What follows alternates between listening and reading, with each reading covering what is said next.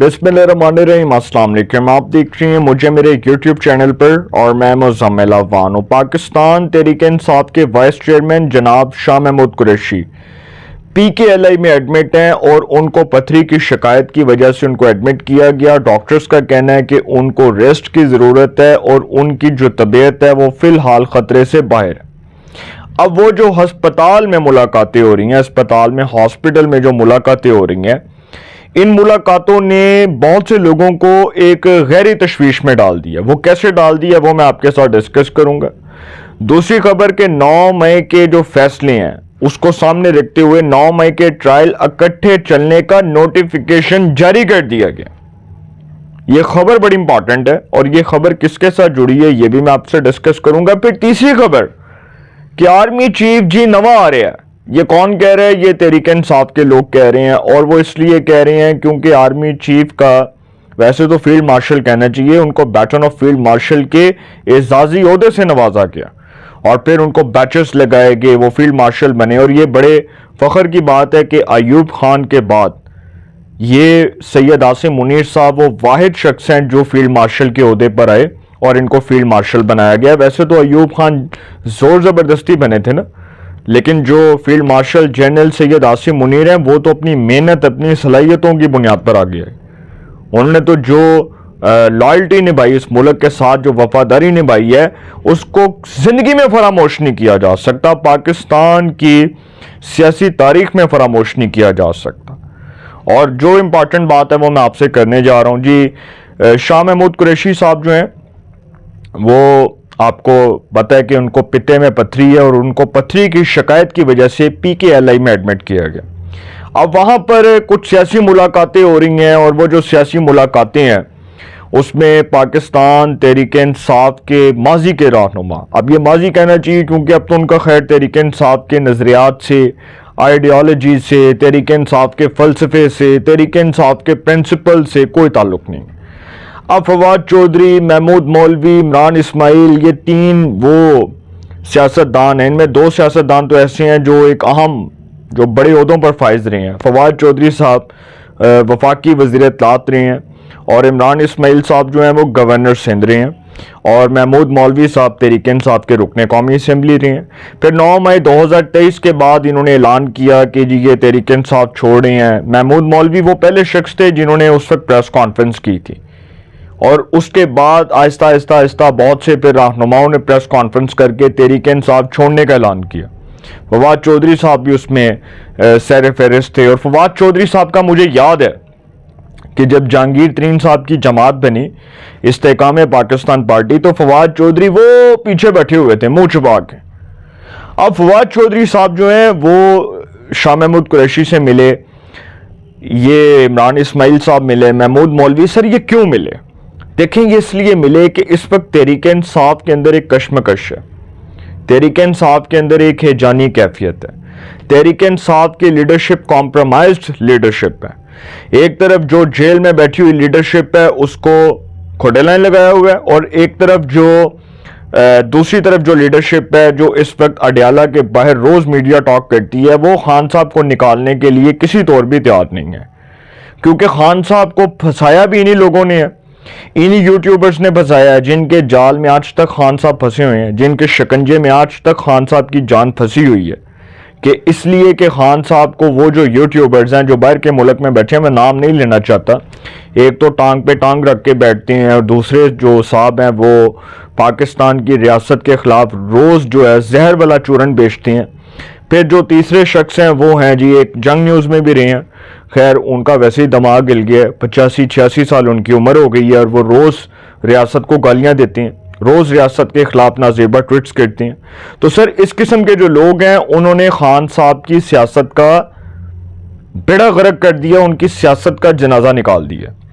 अब जो बड़ी इंपॉर्टेंट बात है, फवाद चौधरी साहब जो है ना आजकल वो बड़े इनकलाबी बने हुए हैं और आजकल वो मीडिया टॉक कर रहे होते हैं, आजकल वो टीवी टॉक शोज में आए होते हैं, तो उधर बैठकर वो इस किस्म की बहुत सी बगलें बजा रहे होते हैं। फिर वो कहते हैं कि जी हाँ तहरीक इंसाफ को तो अब चाहिए कि वो मुस्लिम लीग नून और पीपल्स पार्टी के साथ बैठे, कि जो सिस्टम की 2 बड़ी सियासी जमातें हैं इनके साथ मुज़ाकरात करे।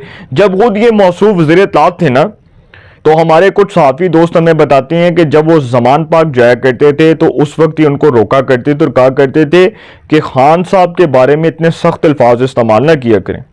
اس وقت یہ کہا کرتے تھے کہ جی زمینی حقائق بدل چکے ہیں, اسٹیبلشمنٹ جو ہے اس کے خلاف لوگوں کے دلوں میں نفرت پیدا ہو چکی ہے, یہ باتیں کیا کرتے تھے. اس وقت یہ کہا کرتے تھے کہ پبلک سینٹیمنٹ جو ہے وہ پاکستان کی اسٹیبلشمنٹ کے خلاف ہو چکا ہے.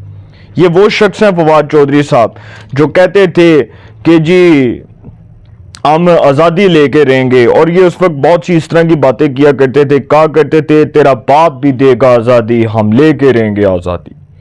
اور پھر فواد چودھری صاحب کے وہ جو الفاظ تھے وہ اتنے خطرناک ثابت ہوئے کہ بعد میں 9 مئی 2023 کے بعد ان کو تحریک انصاف نے گھاس ہی نہیں ڈالی. اب ان کے بھائی میڈیا ٹاک کر رہے ہوتے ہیں, وہ کیا نام ہے اس کا, فیصل چودھری, وہ فیصل چودھری صاحب جو ہیں ان کو تحریک انصاف نے ماننے سے انکار کر دیا. فواد چودھری صاحب کو تحریک انصاف نے رکھنے سے انکار کر دیا. فواد چودھری صاحب کی تحریک انصاف میں وہ سپیس نہیں بن رہی. عمران اسماعیل صاحب جگہ جگہ پاؤں مار رہے ہیں لیکن ان کو سندھ کی قیادت قبول کرنے کے لیے تیار نہیں ہے, کیونکہ عمران خان نے حلیم عادل شیخ کو اپنا ٹرسٹ سمجھا ہوا ہے, تو عمران اسماعیل بھی کھوڈے لائن لگ گئے. اسی طرح محمود مولوی, ان کی کوئی اتنی پولیٹیکل اس طرح کی سٹرگل نہیں تھی, وہ تو خیر وہ ایک بار ایم این اے بنے اور وہ بھی تحریک انصاف کے ٹکٹ پر.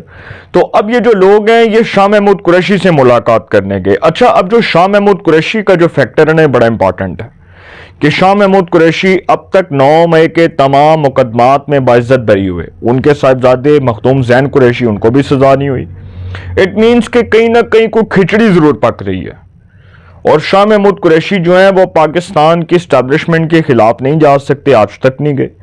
وہ بھی جانتے ہیں کہ وہ جس اسٹیبلشمنٹ کے لاڈلے اور چہیتے سیاستدان تھے, ویسے پاکستان کی تاریخ میں یہ بھی لکھا جائے گا کہ شاہ محمود قریشی, چودھری پرویز علی, اس کے بعد شیخ رشید, ڈاکٹر علامہ طاہر القادری, حامد ناصر چٹھا, اس طرح کے بہت سے سیاستدان جو پاکستان کی اسٹیبلشمنٹ کی اشیر بات کے اوپر چلتے ہیں, جو چلتے تھے, آج تک وہ پاکستان کی اسٹیبلشمنٹ کو ناراض نہیں کر سکے. اور ایک سیاستدان جن کی میں گواہی خود دے سکتا ہوں وہ تو شاہ محمود قریشی ہیں کہ وہ 9 مئی میں ملوث نہیں تھے, اس میں کوئی شک نہیں. انہوں نے کورٹ میں, ATC کورٹ میں کھڑے ہو کر کہا, انہوں نے کہا کہ اگر میں 9 مئی میں ملوث پایا گیا تو میری آنے والی نسلیں غارت ہو جائیں, تباہ ہو جائیں. جس شخص نے اتنی بڑی بات کر دی ہو, اٹ مینس کہ سر الفاظ کم پڑ جاتے ہیں اور بات بڑھ جاتی. تو شاہ محمود قریشی نے اسی وقت کہہ دیا تھا کہ ہم 9 مئی میں ملوث نہیں ہیں اور ہم اپنی ریاست کے خلاف نہیں جا سکتے. اٹ مینس کہ کہیں نہ کہیں تحریک انصاف کے اندر مائنس عمران فیکٹر پر کام ہو رہا ہے. یہ آپ اس بات کو سمجھیں کہ جو شاہ محمود قریشی کی ملاقاتیں ہیں یہ ایسے ہی نہیں ہو رہی, یہ ہونے کی کچھ وجوہات ہیں, کوئی لاجک ہے کہ جس کی وجہ سے بہت سے لوگ تحریک انصاف کے شاہ محمود سے مل رہے ہیں. اب سلمان اکرم راجہ بھی گئے ہوئے تھے, حالانکہ وہ سیکرٹری جنرل ہیں, علیمہ خان گروپ سے ان کا تعلق ہے, لیکن اس وقت پاکستان کی اسٹیبلشمنٹ نہیں چاہتی کہ تحریک انصاف کی جو اس وقت کی جو موجودہ لیڈرشپ ہے اس میں کوئی ایسا شخص اس اہل ہو کہ وہ آگے آ کر تحریک انصاف کو, اس کی کمان کو سنبھالے. کیونکہ بیرسٹر گوہر تو برائے نام ہے نا, ان کو تو صرف برائے نام تحریک انصاف نے بنایا, اور تحریک انصاف نے بنایا لیکن پاکستان کی مقتدرہ نے قبول کیا, اس لیے کیونکہ وہ تحریک انصاف کے کہنے پر بھی پاکستان کی مقتدرہ سے لڑائی نہیں لے سکتے. وہ بھی شاہ محمود قریشی کی طرز کی سوچ رکھتے ہیں, شاہ محمود قریشی بھی یہی کہتے ہیں, اور خان صاحب کو یہی تو سمجھایا گیا تھا. فواد چودھری کہہ رہے ہیں کہ جی کچھ یوٹیوبرز نے بیڑا غرق کر دیے خان صاحب کا. انہوں نے ٹویٹ کیا, انہوں نے کہا کہ خان صاحب کو یہ بات سمجھنی چاہیے کہ مسلم لیگ نون اور پیپلز پارٹی اس سسٹم کی 2 بڑی سیاسی جماعتیں جو 2 فریق ہیں ان کے ساتھ بیٹھ کر مذاکرات کریں. انہوں نے کہا کہ خان صاحب آپ یوٹیوبرز کے شکنجے سے, ان کے جال سے باہر نکل آئیں. اب خان صاحب کو وہ جو بات سمجھا رہے ہیں فواد چودھری, ویسے تو بات انہوں نے زندگی میں پہلی بار کوئی اچھی بات کی ہے کہ خان صاحب پاکستان کی اسٹیبلشمنٹ سے نہ لڑیں, کیونکہ اس کا براہ راست نقصان آپ کے اپنے جو ہے وہ کردار کو اور آپ کی اپنی سیاست کو ہوگا. لیکن خان صاحب نے وہ جو ہیں وہ باہر کے ملک میں بیٹھے ہوئے یوٹیوبرز, ان کے جھوٹ چتالی پروگرام ٹویٹس کے اوپر یقین کیا ہوا ہے, اور اسی کے اوپر وہ اپنی سیاست کو, اپنے روش کو قائم رکھے ہوئے ہیں. تو یہی چیز تو ان کے لیے ڈیمیجنگ ہے, خان صاحب کے لیے, جو ان کو ابھی تک سمجھ نہیں آ رہی.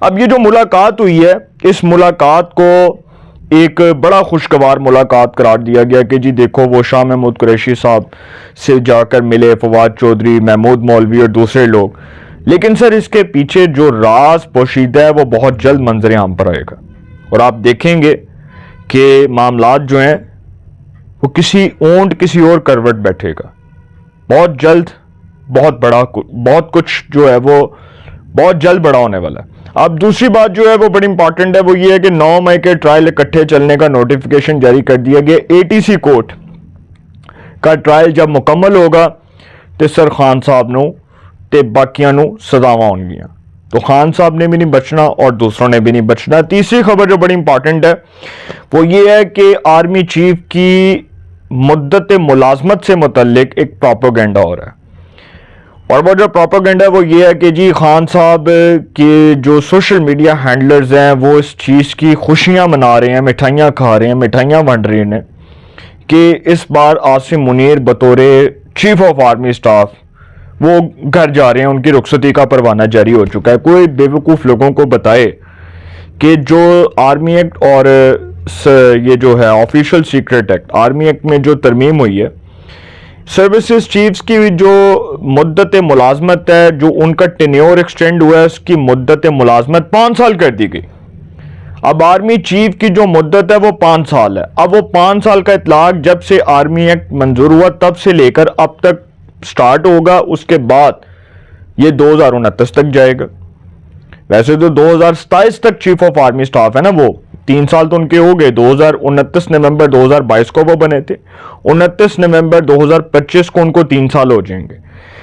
آرمی ایکٹ میں جو ترمیم ہوئی ہے اس کے مطابق سروسز چیفز کی جو مدت ملازمت ہے اس میں اس کا جو ٹینیور ہے اس کو 5 سال کر دیا گیا۔ اب جو 2027 ہے اس وقت تک field marshal general Syed Asim Munir اپنے عہدے پر کنٹینیو کریں گے۔ اس کے بعد جو نئی گورنمنٹ آئے گی وہ ایکسٹینشن دے گی، پھر ایک ایکسٹینشن ہوگی، پھر وہ ایکسٹینشن اگلے 3 سال کے لیے ہو سکتی ہے، 5 سال کے لیے ہو سکتی ہے۔ تو سر آرمی چیف تو کہیں نہیں جا رہے۔ ویسے تو میرا اپنا جو ذاتی تجزیہ ہے 2032 تک فیلڈ مارشل اسی عہدے پر ہیں، تو سر جو پروپیگنڈا کر رہے ہیں وہ کریں، اور مٹھائیاں کھانے والے مٹھائیاں نہ کھائیں، کیونکہ یہ جو مٹھائیاں ہیں، یہ جو لڈو وہ منہ میں ڈال رہے ہیں، یہ بعد میں لڈو وہ نکال کے الٹیاں کریں گے، ان کو یہ لڈو ہضم نہیں ہوں گے۔ اپنی رائے کا کمنٹس میں ضرور اظہار کیجیے گا۔ انشاءاللہ ایک نئے سیگمنٹ کے ساتھ پہ ملاقات ہوگی۔ آپ اپنا بہت خیال رکھیے گا۔ اللہ نگہبان۔